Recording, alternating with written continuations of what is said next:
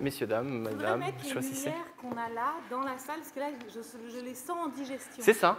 Mais tu vas les réveiller, c'est ça? Pas du tout. On se met chacun sur un canapé. Voilà. T'as vu, je suis à l'ancienne aussi. Hein. T'as vu? L'école Nagui. Je vous dis, c'est l'école Nagui. Bon. Je vais présenter Noémie rapidement. Je disais 6 personnes en une. Attention. C'est ce que je me dis quand je me vois dans la glace. C'est aussi. ça. Elle est fondatrice chez même. J'appelle les 5 autres. Je veux bien devenir ton stagiaire l'année prochaine, si tu veux. Ouais, Ah ouais. mais ouais, ça m'arrangerait niveau parce que quand même, là. il y a la Bah, je vous laisserai il y a- mes cartes de contact. T'as des Bah oui. Et l'adresse de ta salle de sport aussi. C'est Ah. mon Ouais, physique je qui te trouve fait que. dire ça. Voilà. On s'y rejoint. Plus on va avancer, plus on va galérer. Donc 6 personnes en une, ce que je disais, Noémie. Noémie Boschetti, tu es fondatrice chez Mumsine. Tu as un parcours. Alors attention, tu me dis directrice marketing chez Smartbox, Ouais. Marketing Monde, c'est ça? Oui. Enfin, tu étais. Hein. Tu as créé Mumsine. Tu es dans le tourisme, c'est ce que tu m'as raconté. Tu es enseignante. Tu es chroniqueuse. Tu es maman, accessoirement. Et donc, ce qui explique pourquoi tu as créé Mumsine. Est-ce que tu peux nous en dire rapidement Je présenterai David juste après. Ok. Bonjour tout le monde. Oui, Juste nous dire, oui, Mumsine, tu nous dire en quelques mots ouais, ce que c'est Mumsine. Mumsine, ça veut dire maman connectée, ça veut dire maman dans le coup, ça veut dire maman trop cool. Ok. Mumsine, c'est un réseau social de parents. Alors, ce matin, quand je suis arrivée, j'ai entendu moi, je veux démanteler Facebook. donc, je ne vais pas comparer Mumsine au Facebook des parents, mais en fait, c'est un petit peu dans l'idée, mais en version qualitative. Ok. Voilà, sans vouloir casser du sucre sur Facebook, puisque c'est comme ça que j'ai lancé le réseau. Mais voilà, c'est un réseau d'entraide, très présent sur les réseaux sociaux aujourd'hui, incubé chez Semia depuis 2 mois maintenant, lauréate depuis hier soir Tango et Scan. Bravo. Donc voilà, ça c'est fait. Et c'est un réseau qui est très présent en Alsace, qui se développe énormément dans l'ouest parisien, qui se développe à Lyon. Et aujourd'hui, je suis toute seule avec moi-même pour gérer ce 4e bébé. Voilà. On va parler de tout ça parce qu'il y a plein de choses très intéressantes à dire. On a le temps, en plus, on a 27 minutes devant nous. Ça va être parfait. David, on se connaît depuis quelques temps maintenant. Qui es-tu? D'où viens-tu? Quel âge as-tu? Non, qui Tu es-tu? veux mon numéro de sécu aussi? S'il te plaît. Ou non, carte bleue, ça serait plus simple. Mais Alors, je m'appelle David, je suis startup manager chez Semia depuis 3 ans. J'ai un passé d'entrepreneur. J'ai cofondé une startup en 2012 avec 2 associés qui s'appelait Easy Night à l'époque. J'ai un passé de créatif. Je suis designer de métier au départ, de formation, dans le jeu vidéo, le cinéma et la com. Et en fait, j'accompagne en fait, des gens comme Noémie avec beaucoup de chance. J'ai fait, ceux qui m'ont suivi sur les réseaux, j'ai fait un petit coucou parce que j'ai fêté mes 3 ans chez Semia il y a 1 mois. ok. Presque tout pile, et j'ai fait un petit coucou à tous les entrepreneurs, un petit pied de nez même aux entrepreneurs que j'ai accompagnés depuis 3 ans. Et je considère que j'ai beaucoup de chance en fait, de travailler avec ces gens-là.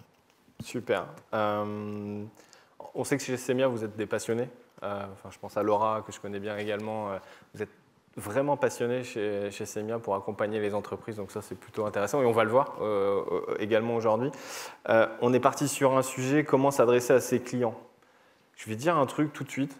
En fait, moi, j'ai pensé, alors très naïvement, parce qu'on m'a toujours dit Blue Boat, vous êtes une start-up. Je dis, ça fait bien longtemps qu'on ne l'est pas, et qu'on ne l'est plus ou qu'on ne l'a pas été. Parce qu'à une époque, quand on était dans le web, on était une start-up. Pour la petite histoire, en 2000 et quelques, pour les plus jeunes. Et en fait, je me suis toujours dit, les start-up sont maintenant, celles d'actuellement, sont plus à même justement de communiquer avec le web parce qu'elles sont nées dedans et elles ont les outils tout de suite. Et moi, c'était une question que on a échangé beaucoup avec David, moins avec toi, mais je pense que ça peut être intéressant sur cette partie, sur cette question-là, toi, David, est-ce que justement les startups, elles sont dedans, donc du coup, elles sont à l'aise avec cette notion de communication web? Alors, c'était un peu le point sur lequel tu m'as questionné effectivement il y a quelques temps. Ma réponse est peut-être un peu contre-intuitive puisque j'ai envie de dire non. Okay. Pour beaucoup d'entrepreneurs, c'est quelque chose de le web est quelque chose d'assez contre-intuitif. Le fait de communiquer sur les réseaux, c'est pas naturel. Alors Noémie est quelqu'un qui est très à l'aise avec ça pour le coup, mais on a beaucoup d'entrepreneurs en fait chez nous qui viennent pas de ce monde-là. mais qui ont l'ambition qui veulent faire quelque chose d'ambitieux et qui doivent se fondre et comprendre en fait comment fonctionne Internet, c'est quoi les codes, c'est quoi développer une marque sur Internet, ça veut dire quoi incarner cette marque-là. Et pour eux, c'est un vrai exercice très compliqué et qui fait l'objet parfois d'accompagnement de notre part pour les aider en fait à incarner cette marque-là et en faire quelque chose à l'échelle de ce qu'ils ambitionnent de faire, quoi. Okay. Noémie, justement, tu es quelqu'un qui vient du marketing. Et donc, quand on a échangé sur ce sujet, tu m'as dit, ouais, mais la première question, c'est peut-être de se demander qui sont nos clients. Oui, alors tous les intervenants depuis ce matin ont eu des approches plus ou moins directes par rapport à ce que je vais dire, mais donc du coup, redire ce qui a déjà été dit. C'est l'art de la communication. Exactement. La première chose à se demander, c'est à qui je m'adresse. C'est qui ma cible ? Alors cette histoire de cible, on la voit dans un truc dont on a beaucoup parlé, alors peut-être pas ici, mais si vous avez un petit intérêt pour le marketing, la plateforme de marque, et je suis spécialiste du branding et de la plateforme de marque, la cible en fait partie. C'est-à-dire qu'avant de bouger une oreille, un petit doigt, à qui je m'adresse ? Qu'est-ce que j'ai envie de raconter ? Qui sont mes clients ? Qui sont mes potentiels clients ? Et une fois que j'ai identifié ça,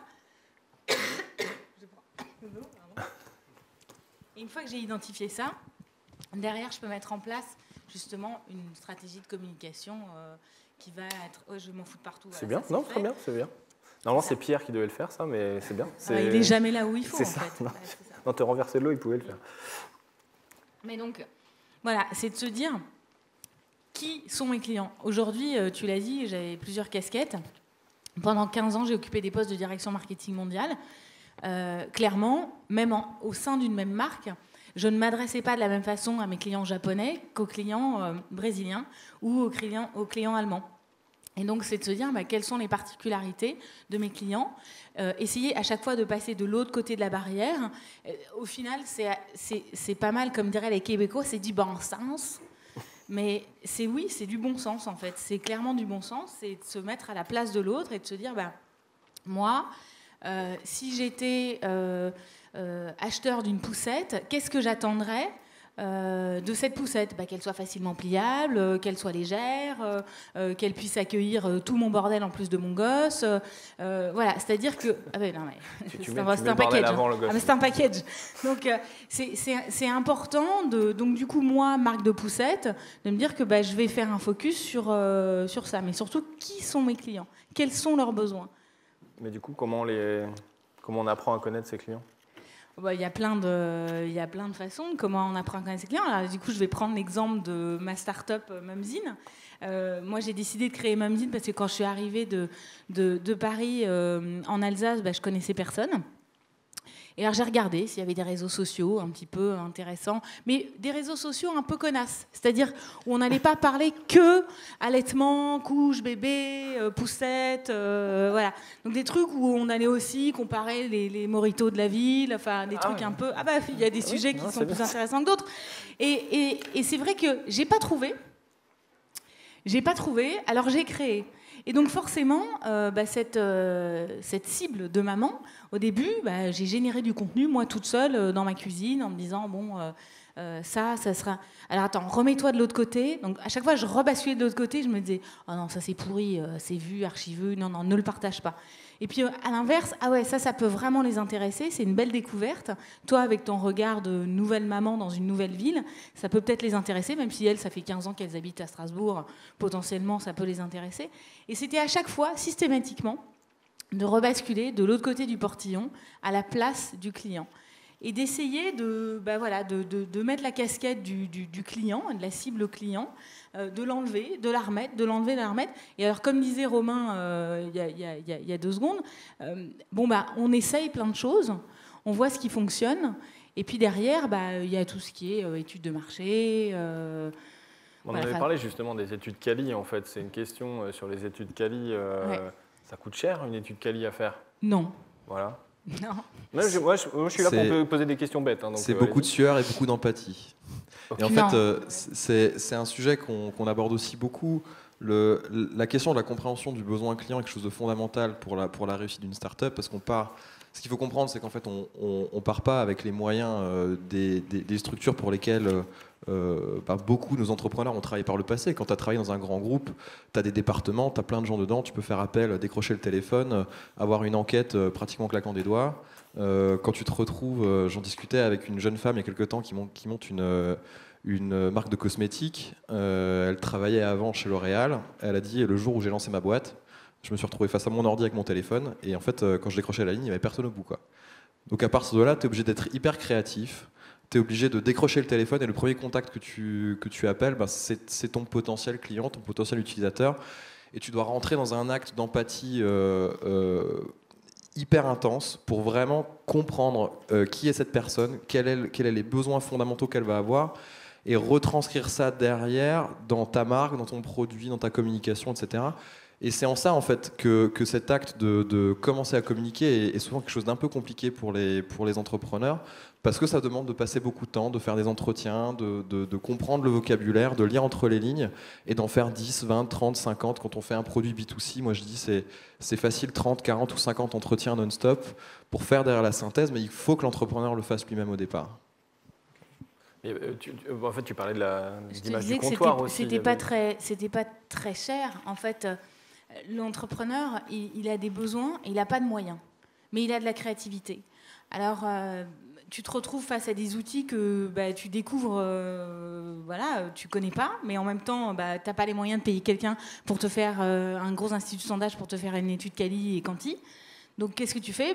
Tu prends un Google Form classique et puis tu te dis, qu'est-ce que j'ai besoin de savoir au bout, en fait ? Donc, c'est un peu le principe de l'équation. C'est X étant ma réponse. Qu'est-ce que je vais mettre dans mon équation ? Et ça, en fait, tes questions viennent pas toutes seules, mais en fait assez intuitivement. C'est beaucoup d'intuition. Et puis après, tu réajustes en fonction des réponses. Alors, il faut bien faire la différence entre connaître sa cible et savoir si son produit aura du succès auprès de sa cible. Avant de savoir si son produit aura du succès ou son service aura du succès auprès de sa cible, c'est s'assurer qu'on s'adresse à la bonne cible. Voilà. Mais ça ne coûte rien, en fait. Toi, tu me disais, avec un Google Form, ça fonctionne et il n'y a pas de souci, quoi. Oui, ce qui va être le plus difficile, c'est ce que disait Romain, c'est de trouver les bonnes personnes qui vont accepter de relayer, en fait. C'est toujours de convaincre les gens de donner un tout petit peu de leur temps pour pouvoir répondre à ces questionnaires, de trouver des personnes qui vont être un petit peu dans l'ouverture, parce qu'on en reçoit des tonnes, des questionnaires, c'est encore un questionnaire, et pour peu qu'il soit mal foutu, ou pour peu que le truc dure 15 minutes, avec des questions qui sont toutes ouvertes, alors donc des questions ouvertes versus des questions fermées, donc des questions fermées, c'est je suis blonde, je suis brune, je suis grosse, je suis mince, des questions ouvertes, c'est pour ceux qui pensent complètement nuls sur ça, c'est globalement... On apprend, je ne vais pas dire qu'on est là, mais on a quand même malgré tout une toute petite idée de la cible à qui on s'adresse. Enfin, on sait sensiblement, puisque en règle générale, je dis bien en règle générale, quand on crée quelque chose, c'est qu'il nous a manqué. Enfin, c'est que le service ou le produit nous a manqué. Et donc du coup, on est déjà nous-mêmes entrepreneurs, là je parle dans la configuration de l'entrepreneuriat, un échantillon en fait de notre cible. C'est ce que tu disais quand on échangeait, tu me disais on est tous clients à un moment ou à un autre. Oui. Et il y a le côté aussi se mettre,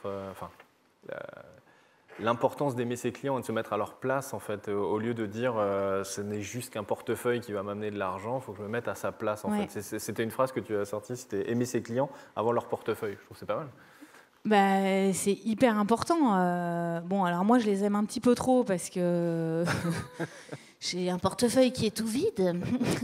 Mais la notoriété est importante.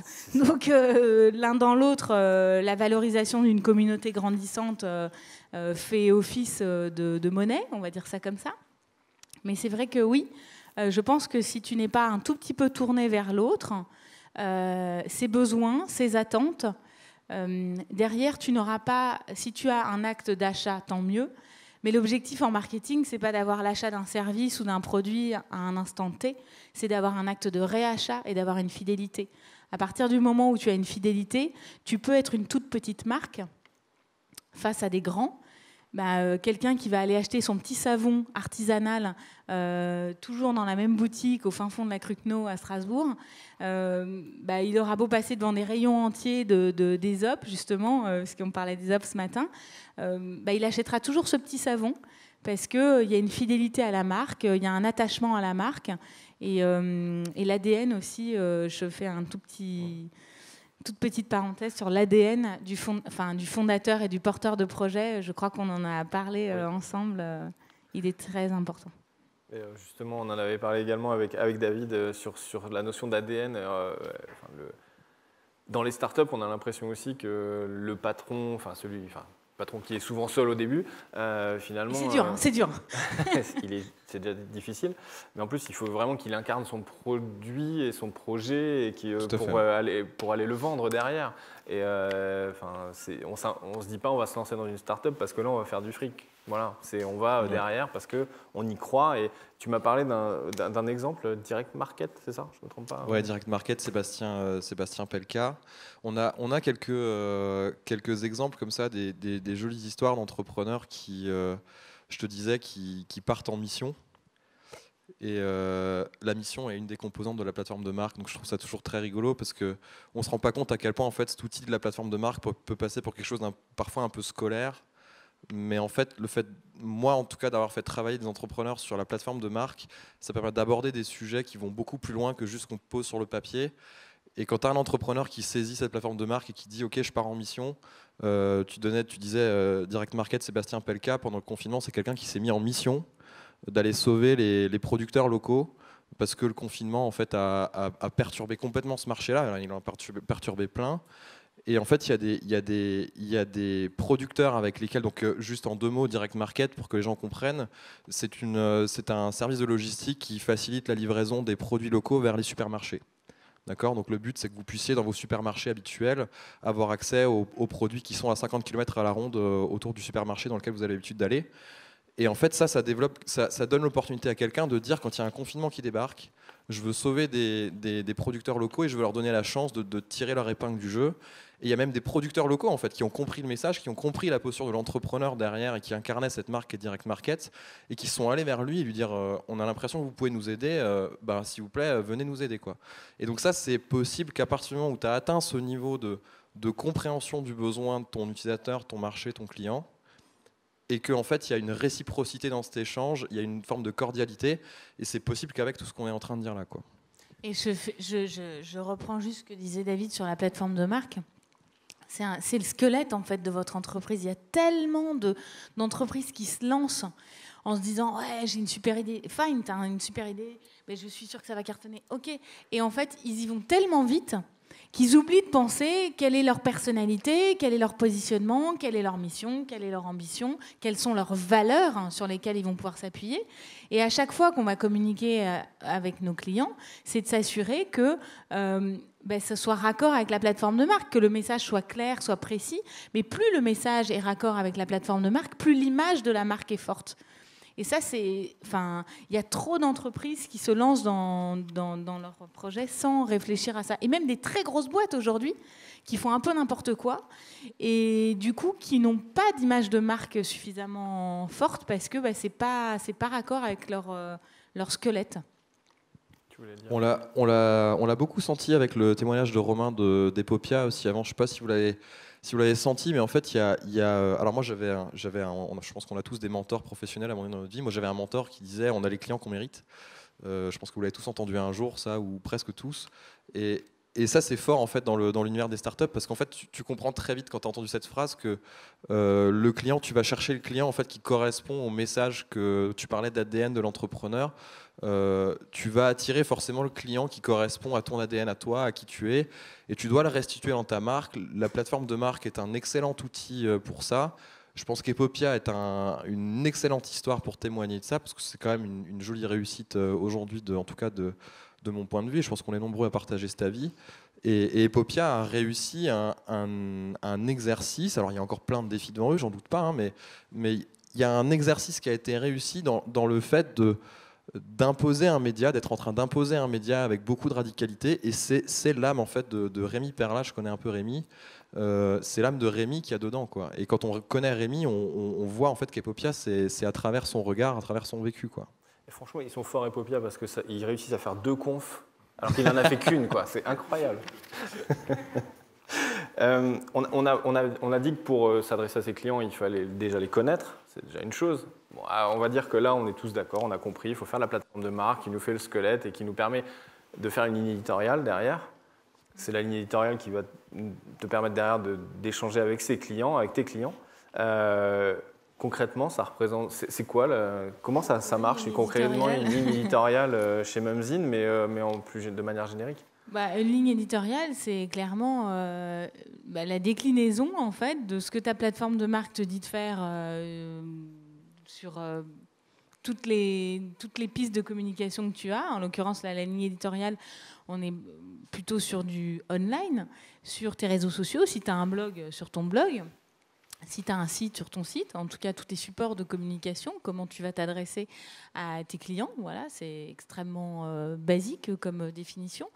Mais malgré tout, il faut qu'elle soit donc raccord avec la plateforme de marque, raccord avec. Alors je vais prendre l'exemple de Smartbox parce que là c'est celui qui me vient, mais en gros, Smartbox, ce sont des coffrets cadeaux qui sont vendus partout dans le monde.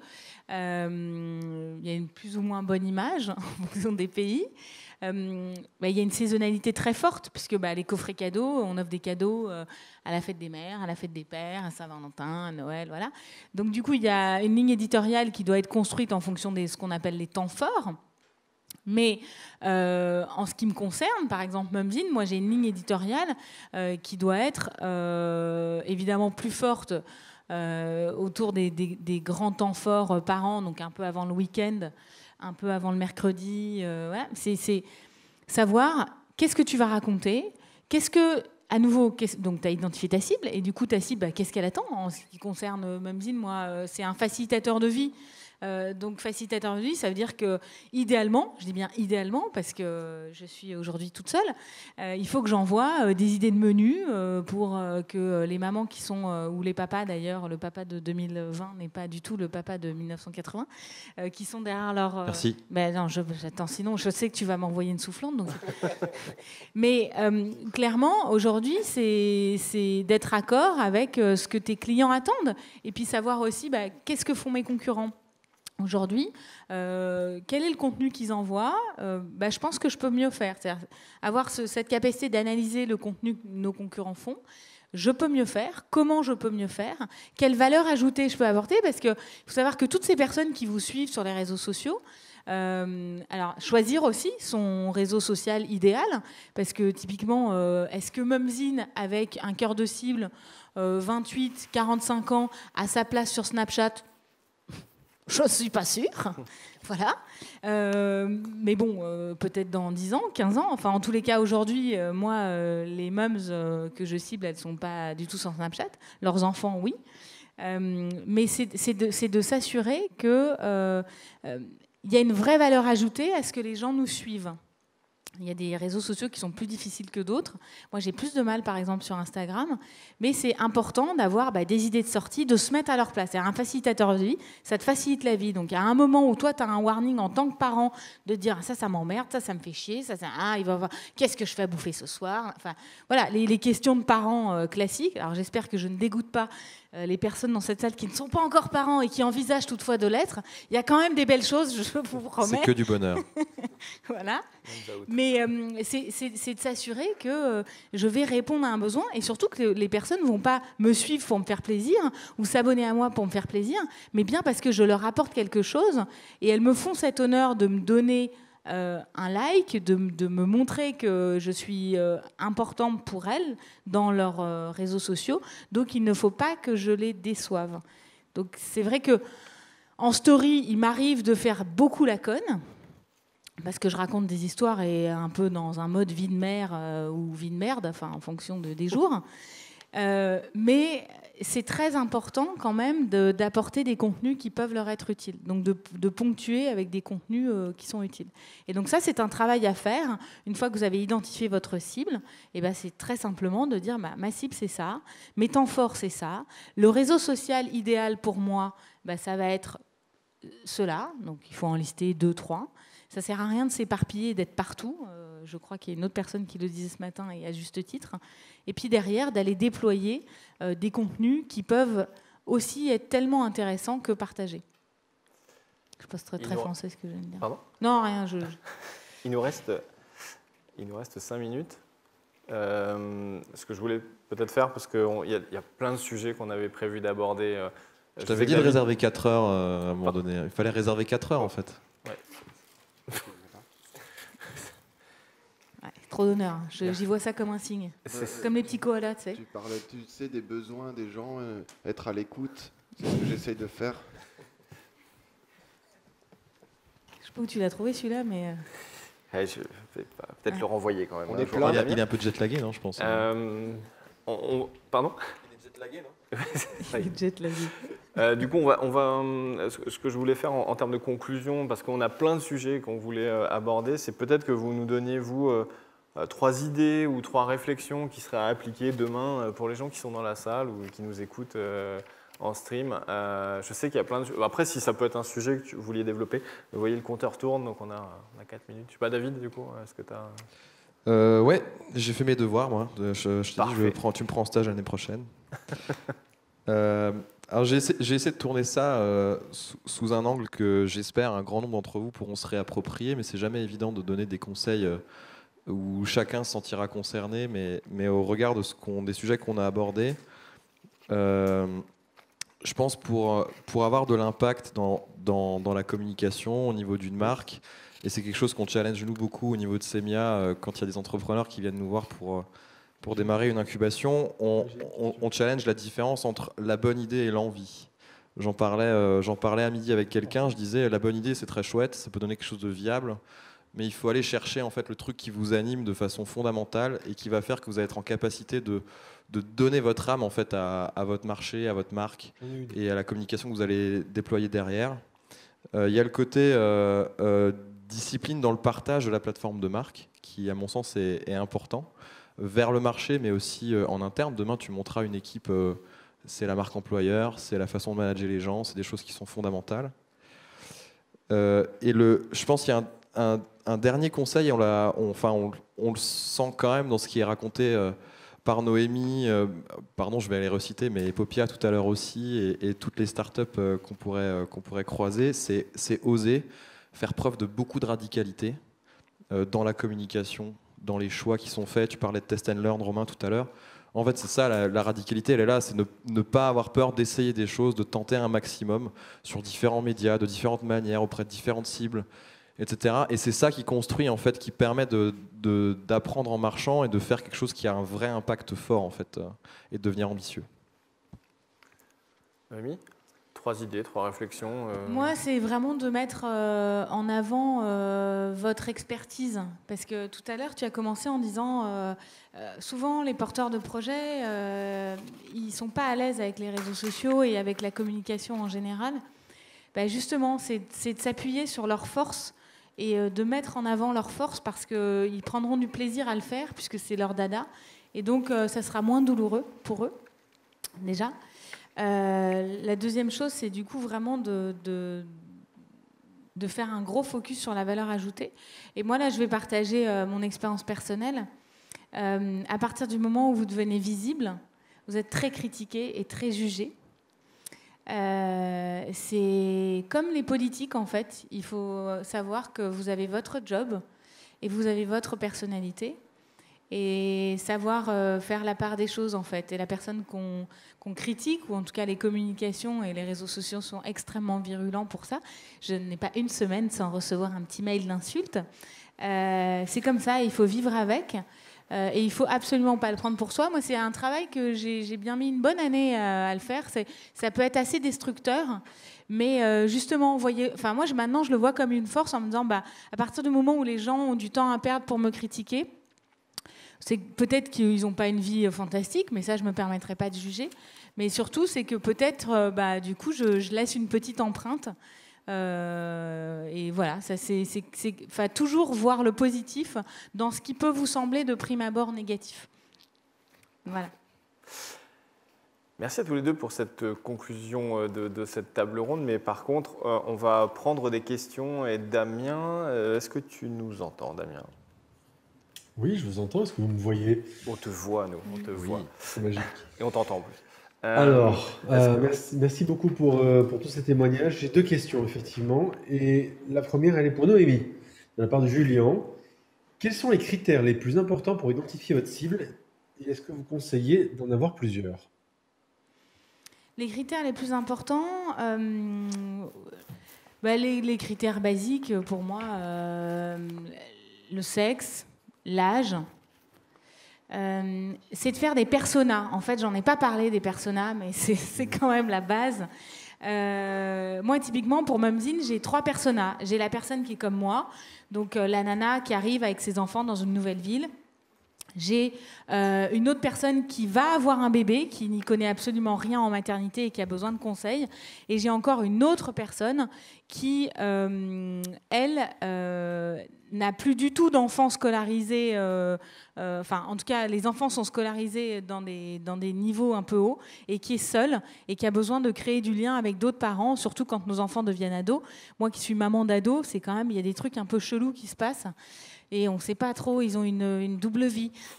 Donc on aime bien se rassurer entre parents. Donc en fait, pour répondre directement à tes questions, c'est le sexe, l'âge, peut-être est-ce qu'on est sur un citadin versus quelqu'un qui habite plutôt en campagne, les habitudes de vie et les habitudes d'achat. On n'a pas parlé du parcours d'achat du client, mais c'est aussi important de regarder quel parcours d'achat le client peut avoir. Je ne sais pas si j'ai répondu. Très Est-ce bien. qu'on a le temps d'une deuxième question, Vas-y, c'est bon. Christophe? Ouais, c'est bon. Alors on y va. Question de Virginie, pour vous deux. Comment mesurer la performance de son contenu et par extension la performance de sa e-réputation? C'est pointu. Hein. Oui, on n'est pas venu en touriste ici. Hein. Les outils de mesure qu'on peut avoir ou Non, je pense que c'est surtout la question, c'est Comment t'évoques? mesurer effectivement la performance et puis je pense se donner des KPI, des éléments de KPI.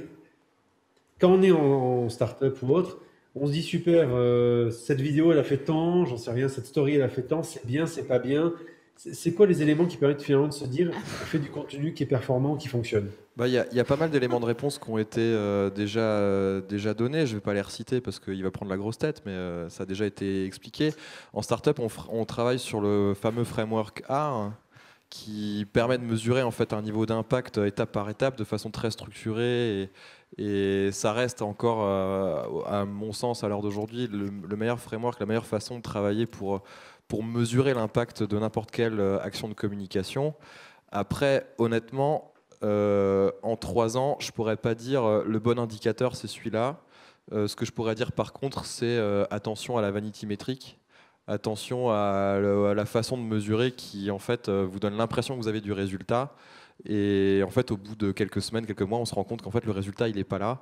Est-ce que vous cherchez du like ou est-ce que vous cherchez plutôt une adhésion derrière, un repartage? Est-ce que vous cherchez un résultat sur du remarketing? En fait, c'est vraiment par projet, c'est trop spécifique. Il faut vraiment réfléchir sur la base de ce framework et se dire, OK, étape par étape, je commence par quoi? Acquisition, activation, rétention. Ne travaillez pas votre acquisition sans travailler la rétention un minimum. Mais placez vos indicateurs aux bons endroits au bon moment. Et essayer de voir aussi quand même sur moyen et long terme et pas uniquement sur du ponctuel. Et moi, typiquement, parfois, je fais des vidéos. Alors, ça cartonne, j'ai des milliers de vues. Je me dis, oh, c'est cool.